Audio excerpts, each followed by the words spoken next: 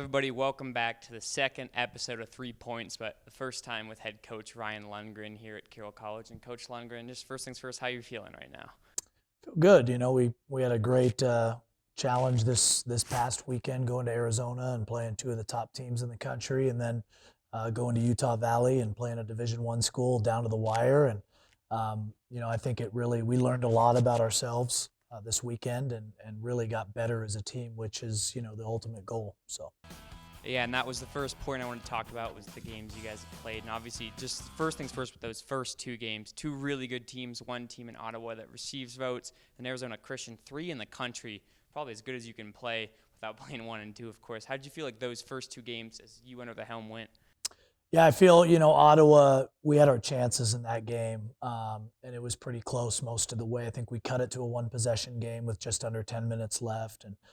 But again, you look at a team who was in the Final Four last year, could very well be there again this year. I mean, they should be a postseason team, no doubt. They just know how to win. They know how to finish. They know how to stop runs, things that we're still trying to learn.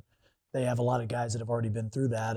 And then, you follow that up with Arizona Christian. And, yeah, you said they're 3. I mean, I'd be hard-pressed to say that 1 and 2 are that much better than them. They're that good of a team.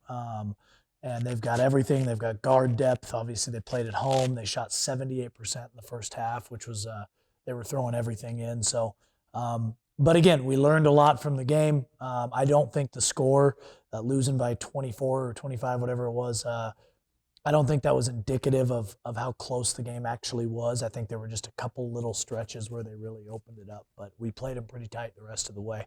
And then, obviously Utah Valley got to play on ESPN, and guys really competed from wire to wire. I mean, we had a 3-point shot with under a minute left to cut it to 3 that didn't go in, but we were right there, and it was really uplifting, and I think our guys kind of got a glimpse of how good we can be. Yeah, that Utah Valley game, obviously, you said it was on ESPN Plus. Super fun to be able to watch you guys play on that. And against a Division I team, brand new head coach, just like you, but a lot of new faces there. But at the end of the day, a Division I team with Division I scholarships. And not only was it like you guys came out in the first half and held with them, but at the end of the game, it was still close. You guys were still battling. So what did you see from your team's really tenacity in that game? Yeah, I think that the one thing that really carried over from those Arizona games is this team has no quit. Like regardless of the score, if they're up or down, they compete every single possession and they care. And I told them after each game, I said, you guys might be frustrated with the result of not winning, just like I am, but the fact that you guys care and you compete as we get better, that's a quality that's hard to teach. I think all good teams have players that compete till the final whistle. And, in terms of the basketball side of things, we're getting better with every game. You can see the improvement. So I was really proud of them. I mean, all 3 games, they really came out and they battled. So. Well, if you guys are getting better for every game, Saints fans should be excited about that. And that brings us to the second point is the next couple games, you get to open at home. 2 home games, Embry-Riddle and Corbin University, 2 teams, both NAIA schools like you guys. I guess what can we just expect from those?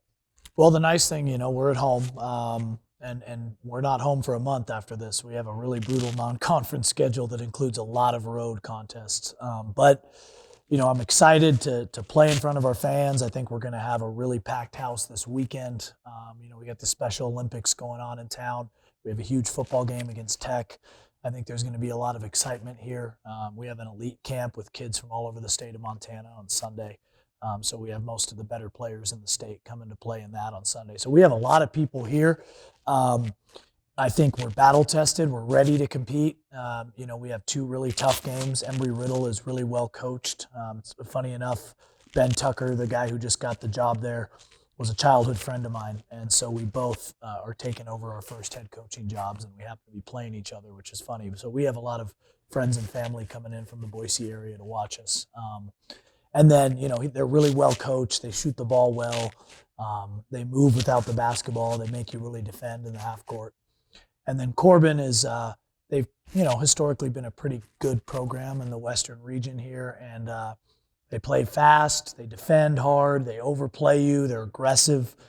They've got a lot of older guys and returners. So that'll be a challenging game, too, on Saturday. But, I feel good anytime we can play at home in front of our fans. Especially coming off the games we just played. I think our guys will be mentally and physically ready to compete for sure. Yeah, and it certainly sounds like it'll be some fun basketball games regardless. And with those games, I'm going to talk about Andrew Cook a little bit. He led the team in scoring the first 2 games, obviously expected as the Frontier All-Conference preseason guy. And then the second game, the announcers were like, "Man, this guy's good." Against Utah Valley, the announcers really liked him. But yeah, I guess what do you expect out of him coming down with these non-conference games, especially these 2 this weekend? Yeah, I mean, it's like I've said, he's as good a player as there is in the Frontier. I mean, if he's not Player of the Year, he's 1A, 1B. He's a very good basketball player. And most importantly with Andrew, and what makes us good and what's going to make this team successful is the fact that he's also probably our hardest worker. And I think when your most talented player, arguably your most talented player, is also your hardest worker, it sets the tone for everybody else on the roster, and they kind of know what to expect. That our all-conference guys not taking possessions off, so I'm not going to take possessions off. And I think that's something that he really brings, and just a competitiveness and a fire that really helps our team kind of rally together when things aren't going well, and also brings them together when things are going well. So he's a huge part of what we do for sure. Yeah, and I'm sure this won't be the last time we talk about Andrew Cook on this. But finally, third question, I'm going to call this the baby elephant question. If you were given a baby elephant, you need someone on the team, or one of the players or a couple players, to watch a baby elephant on the team, who on the Carroll College men's basketball team would you put in charge of a baby elephant? A baby elephant. Yeah, well, so not like that big. yeah. I would probably give it to Zane Foster, the 7-footer, because Zane is about as kind-hearted of a kid as you will find. And I think he would nurture that baby elephant into great health and help raise it. And that's good, but I'm also trying to get Zane to be a little bit more mean and have a little nasty streak to him, which I think you saw in the Utah Valley game. So we're really excited about how he's progressing. But that's who I would have raise the baby elephant for sure. Wow, the 7-footer with the elephant. I like that. Kind of maybe a giraffe and an elephant deal. But yeah, and you're right. The announcers really did like Zane Foster too in that Utah Valley game. But that's all I have for you now, Coach Lundgren. Good luck in the upcoming weeks, and I'll talk to you soon. Yeah, thanks. Appreciate it.